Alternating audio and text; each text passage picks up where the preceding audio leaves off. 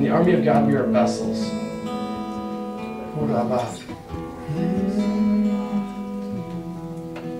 I'm just gonna read it. I'm not gonna read it. I'm just gonna talk over it real quick. Next thing, the thing that was laid upon my heart this week.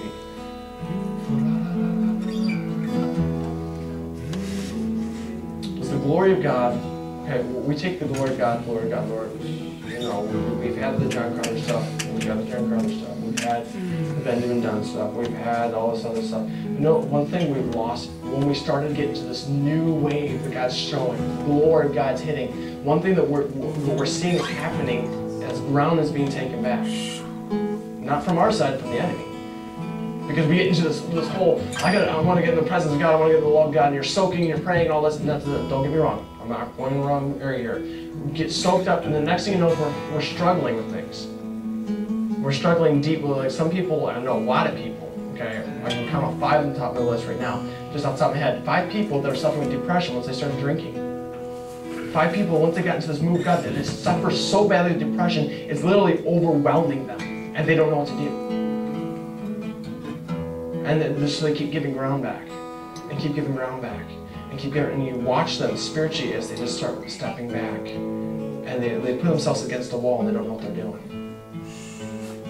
And I'm seeing this more and more and more and more with youth, with young adults, and with some older people. They're just now struggling with things they never struggled before. No, that's not bad. You know, the kingdom of heaven suffers violence, and the violent take it by force. If we're going to take things in the kingdom, if we're going to move in things in the kingdom, we're going to have to expect the enemy to come and try to take it from us. The problem is we put down our swords. Sure.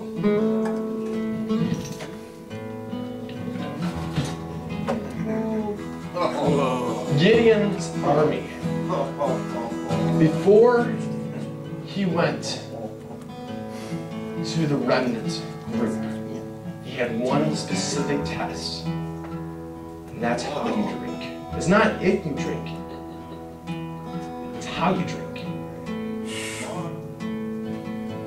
He said, the Lord told Gideon, or the angel told Gideon what the Lord was telling him, and the angel said to Gideon, put on this half of the river the people that lap up like dogs, that put their head fully in the water, or put their face smudged right against the water, and on this side, put a group of people that are cupping the water.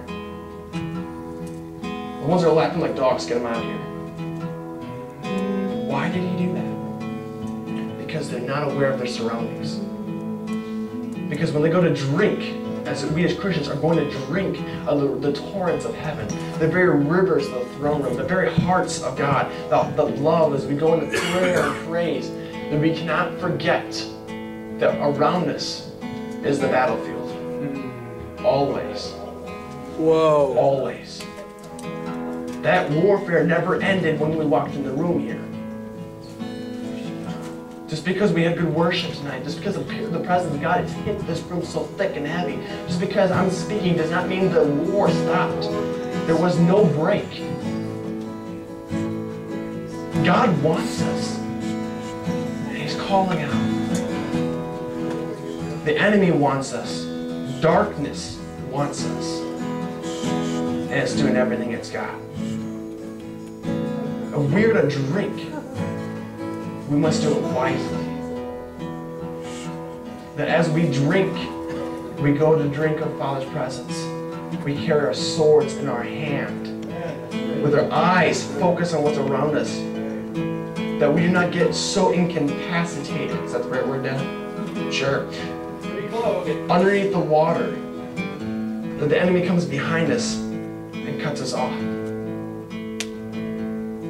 Or gives us the illusion of cutting us off, because there really is nothing the enemy can do to cut us from God. It's only what we allow him to give us.